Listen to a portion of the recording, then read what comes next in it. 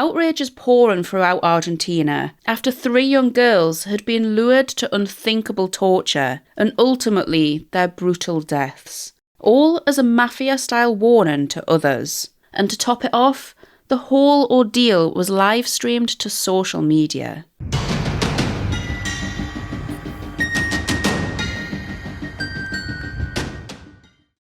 On the 19th of September 2025, 3 young girls, 20-year-old Brenda Del Castillo and her cousin Morena Verdi, who was also 20, and 15-year-old Lara Gutiérrez, were all reportedly missing after not returning home later that night. The 3 were last seen at 9:30 p.m. voluntarily getting into a white Chevrolet Tracker truck, having been promised to be paid $300 for a so-called sex party. CCTV footage shows the first girl in a white t-shirt approaching the truck and glancing through the back window before climbing in. The second girl walks around the car and also climbs in, followed by the third. But little did they know that this was a trap set by a substance trafficking organisation. The devastating reality is that these 3 young women were to be lured to their brutal deaths, currently described as a case of narco-femicide. There was no sex party, just a sick, brutal plan of supposed revenge, said to be a warning or a message to others. It's not entirely clear of the exact date. Reports differ between the 21st and the 24th of September, but police were able to locate Brenda, Morena and Lara by tracking their mobile phones. They had been lured to a house used as a substance bunker 18 miles away on the outskirts of Buenos Aires. When raiding the property, a young couple were found cleaning the scene, attempting to erase any evidence of the despicable events that took place just days prior. The dismembered bodies of all 3, Brenda Del Castillo, Morena Verdi and Lara Gutiérrez, were discovered in shallow graves in the yard of the property. The girls endured what could have potentially been hours of horrendous torture before being violently murdered. The condition of the bodies showed the unthinkable torture that all 3 girls suffered before their lives were taken, including amputated fingers and ears, cigarette burns, stab wounds, and suffocation with a plastic bag. It's believed that they were attacked one at a time, so they would also have to endure witnessing the torture of their friend or cousin before suffering their own, which is just torture in itself. The final moments for these 3 young women are nothing less than horrifying. And as if this isn't horrific enough, police later learned during questioning that this whole encounter was live-streamed via Instagram. However, Instagram deny any evidence that it was live-streamed to their platform.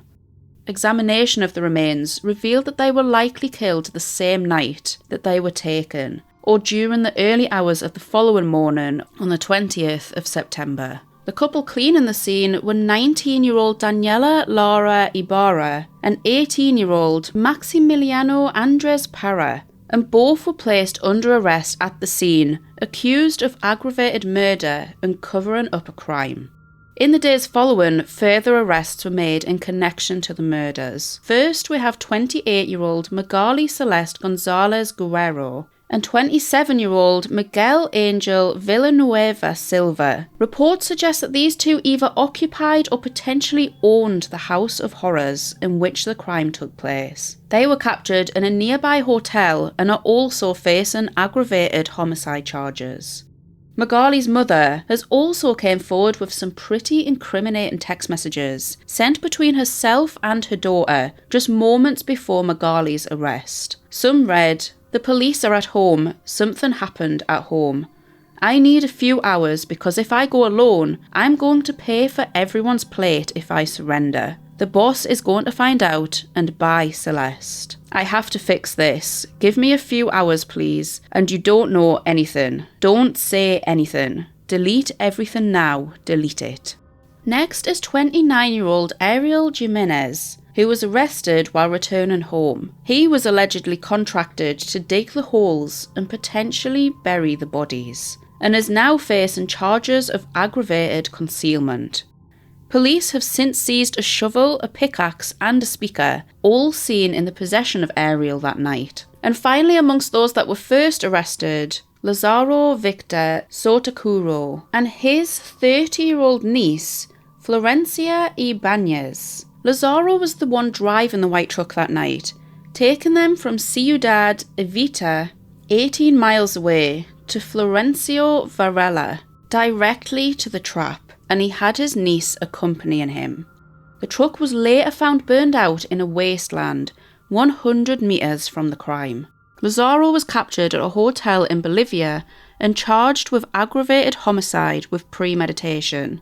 Lazaro's white Volkswagen Fox has also been seized. Florencia is known to have been driving that car that night, and it's not known if she currently has any official charges, but she remains cooperative with officials, surrendering her phone, her car and other items to investigators, and has said, "I wasn't in the house. I have no relation to the fact. There are cameras, there are tests. I'm going to give my cell phone, I'm going to give the car, and I don't know what other things they want. I give everything and I'm going to talk to the prosecutor."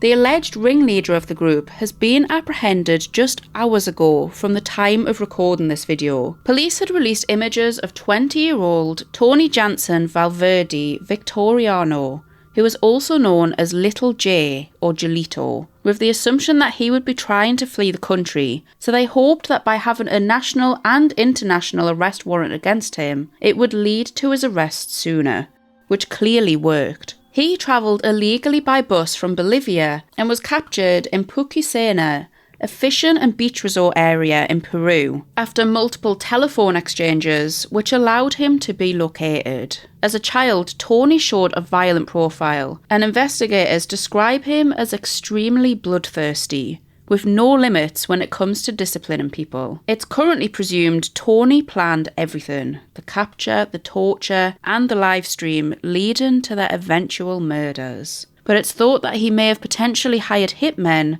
to carry out his dirty work. So why? For what reason did a 20-year-old Peruvian thug feel the need to plan such a violent murder of 3 young women? Police report a voice being heard in the video of the live stream saying, "This is what happens to those who steal from me." It's alleged the girls had stolen over $70,000 worth of a substance rhyming with grain and used the live stream as a warning to others. Buenos Aires police raided a drug bunker linked to Tony, but he had already fled. Police, however, did manage to seize weapons, ammo and other key elements from the property. Another key figure captured just moments before Tony was his accomplice, or his right hand as authorities refer to him. He is 28-year-old Matias Ozario, and he was also apprehended in Peru. The two had been attempting to meet in Lima, but both were unsuccessful in reaching their meeting point. It's not known as of yet what his involvement is, but the investigation is still ongoing, but it's thought that he likely did play a role. Shockwaves spread quickly, with thousands of protesters gathering in streets across Argentina, demanding justice for Brenda, Morena and Lara. Their families have expressed their disgust and distraught over their tragic loss. Antonio, the granddad to cousins Brenda and Lorena, have called the perpetrators bloodthirsty and said, "You wouldn't do what they did to them to an animal." Brenda tragically leaves behind a 1-year-old son, who will now be cared for by his grandparents.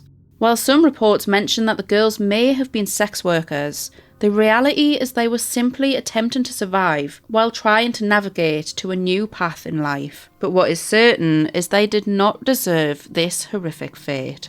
This case only continues to shock Argentina and the world as more details are released. It exposes the brutal reality of narco-femicide and the dangers of organised crime exploiting social media. As ever, with this being an ongoing case, follow me over on Instagram for real-time updates.